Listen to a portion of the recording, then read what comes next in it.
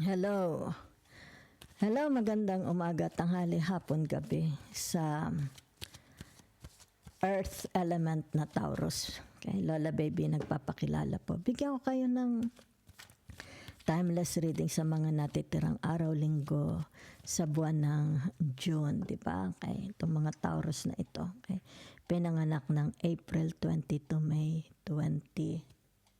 Yan. So, general po ito, hindi po ito personal, ha? Okay. Tingnan natin your energy. Okay? Oy, oy, oy, oy, oy. Oy, mukhang merong malaking abundance. Diba? Yan, no? May papasok po, ha? Mga mahal na Taurus. Merong grasyang papasok, malaking grasya. Okay? It's like, sabihin na nating sa trabaho ninyo, di ba? Maaring ito'y promotion or kung may mga investment kayo, di ba? O kaya sabihin na nating mga ipon ninyo sa bangko.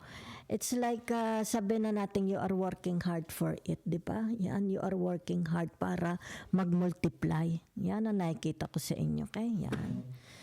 So, your energy at dito nakikita yung tinatawag, you're very, very hardworking. Yan. It's like para lalo akong yumaman, dumami ang aking pera, di ba? Yan. Para dito, ibig sabihin nito, hindi ako maubusan. Ay, mukhang yan, no? Kita nyo, papasok ito. Yan, ho? So, ibig sabihin nito yung relationship mo, okay? Kung ito man is a marriage relationship, ibig sabihin nito magkakaroon ng tinatawag forever. Yan. Forever. It's like tinatawag hindi na kayo maghihiwalay. It's like tinatawag dito na you and me against the world, di ba? Kumbaga dito nakikita yung sinumpaan, di ba? Yan. It's like pareho kayong, ang nakikita ko ikaw. Kaya ikaw you are working hard para itong relationship na ito is magkaroon ng tinatawag na forever. Okay? Sa marriage man ito or sa trabaho sa inyong profession, di ba? So, ibig sabihin nito, yung tinatawag, what you are doing, di ba? Yan. It's like nagkakaroon ng satisfaction between you and them. Okay? Marriage man ito, sa profession man ninyo ito, kung sino itong tinatawag ka-partner ninyo. Okay? Ibig sabihin nito, nagdadala, there is a harmony. Di ba? It's like tinatawag, pareho kayong yumayaman, di ba? Pareho kayo ng tinatawag the aura, the energy. Yan. Pero nakikita dito, mas malaki ang iyong tinatawag na contribution, di ba? So, tingnan ko lang yung tinatawag your limitation, di ba? So ano ito, it's like everyday you are para kang palagi mong parang kang ano tawag dito, lagi mong binubuksan, 'di ba? Moderno tayo. Everyday binubuksan mo iyong computer, 'di ba? Yung iyong laptop, yung iyong iPhone. Kumbaga dito yung tinatawag na ina-update mo. Okay? Kung merong growth, 'di ba? May winning.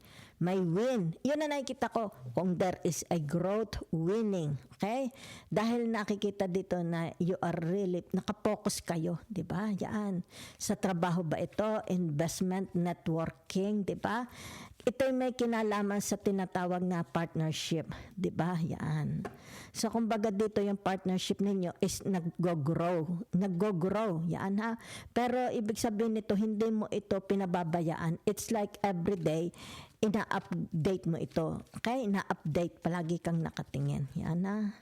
So, nakikita dito. Yan ha. So, tingnan natin ang tinatawag the outcome. Yan ha. Oy. Ibig sabihin nito, merong winning. Yan no. Yan ha. Merong, it's like, sabi natin may tubo. Halimbawa, nagpapalabas ka ng pera, may tubo. Yan ha. Halimbawa, investment. Halimbawa, sabihin natin nasa market trading ka. Ibig sabihin niyan, umakyat. Kaya let's say sabihin natin tumaas ang Bitcoin, tumaas. Ibig sabihin may pumasok. Yan, halimbawa sa bangko, naka-deposit ang pera mo. Diba? Something like nagkaroon ng tinatawag na tubo. Yan ha, komisyon, di ba? Kumbaga dito makakatanggap ka ng komisyon, tubo from this tinatawag na dato of cups, di ba? Yan.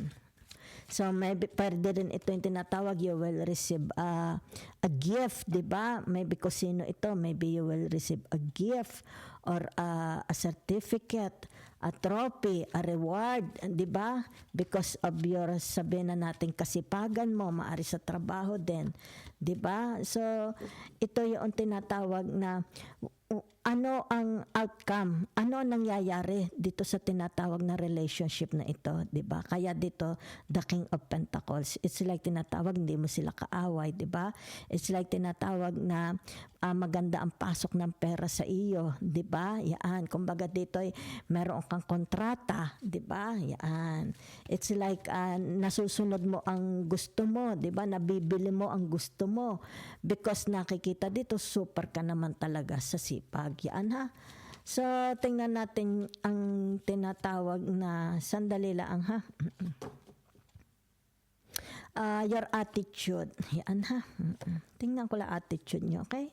So, ibig sabihin nito yung tinatawag kapit. Masyado kang kapit sa iyong wealth. Yan no. It's like you don't want to let it go, okay? It's like you are worrying about your future. Don't worry about your future. Yan no, kasi dito palagi kang nakatingin, di ba? So, it's more about tinatawag na paglago. Gusto mo lago ang iyong tinatawag na abundance. Yan ha, okay? Napakasipag ninyo. It's like hindi kayo natigil sa katatrabaho. It's about your tinatawag na how it affects you, that tinatawag na the outside. Yan ha, okay? So, ibig sabihin nito, yung tinatawag na ayan because of your yung status ng mind ninyo, okay? It's yung tinatawag na you are attracting, okay? You are attracting your wealth. Di ba yan, no? Kita ninyo, you are attracting your wealth.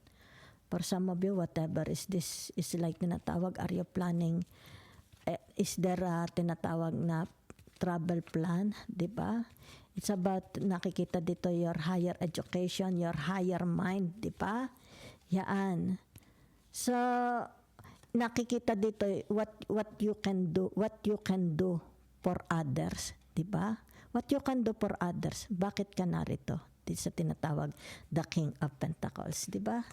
So tingnan natin tinatawag na napaka ninyo, it's like yung attitude ninyo, 'di ba? It's like hindi ka marunong mang-Indian, hindi ka nang i-Indian, 'di ba? It's like nakikita dito very very consistent kayo. Okay? Sa tinatawag na the Eight of Wands.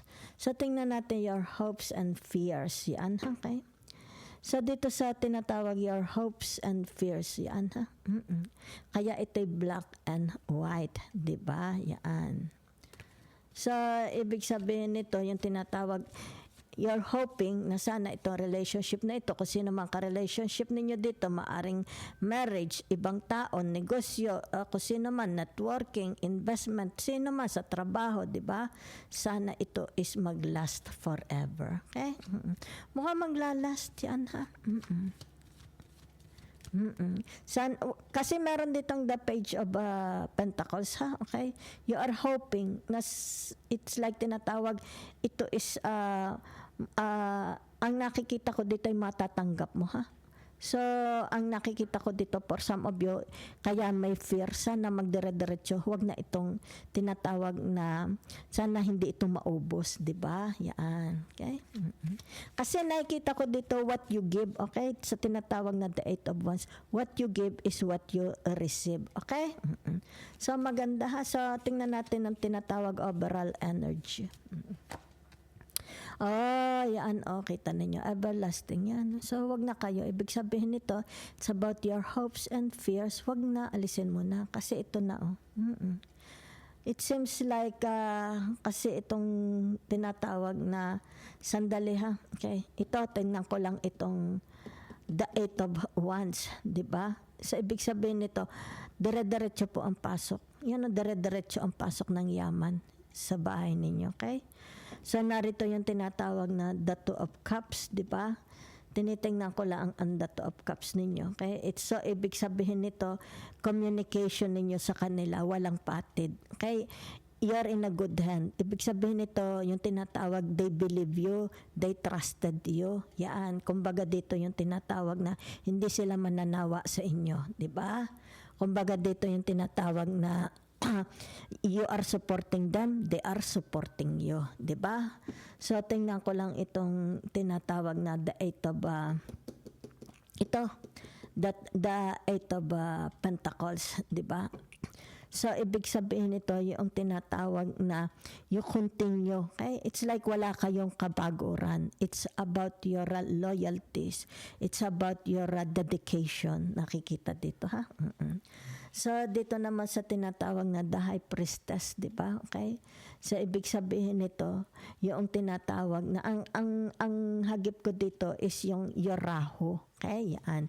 So, ano ibig sabihin ng Rahu? Okay? Ibig sabihin nito yung tinatawag na reaching out, di ba? More and more and more people coming to your life. Ibig sabihin nito yung makikiselebrate yan, oh. Ibig sabihin nito yung tinatawag na your relationship to others, family, friends, because ito ang Rahu, okay? The Rahu, kita ko kasi pwede naman ang Rahu magpunta dito, okay? Ang Rahu pwede magpunta doon. 'Di ba? So ibig sabihin ng tinatawag for you, yung tinatawag na wala ka ditong kaaway, 'di ba? So anong ibig sabihin ng the four of wands, 'di ba? So nakikita ko dito yung tinatawag na ikaw, okay, as ay Taurus, maluwag ka, 'di ba? Maluwag ka sa tao. Yan, kaibigan mo lahat sila, 'di ba? Yun lang ang nakikita ko. Ano pa? It's like tinatawag dito na wala kang kaaway. Di ba? It's like nakikita dito the harmony. Okay? Whatever is this, meron dito celebration. Okay? It may be a wedding anniversary, a birthdays, or may mga darating. Di ba? Okay? Kung ano man ito. It's like tinatawag dito sa tinatawag na the high priestess is more about tinatawag na accomplishment, di ba? Contentment. If you want a private reading, personal reading, you can contact Lola Baby sa akin pong email address. Okay? Kung gusto niyo ng personal reading or private reading, gusto niyo sa Facebook or sa WhatsApp. Thank you.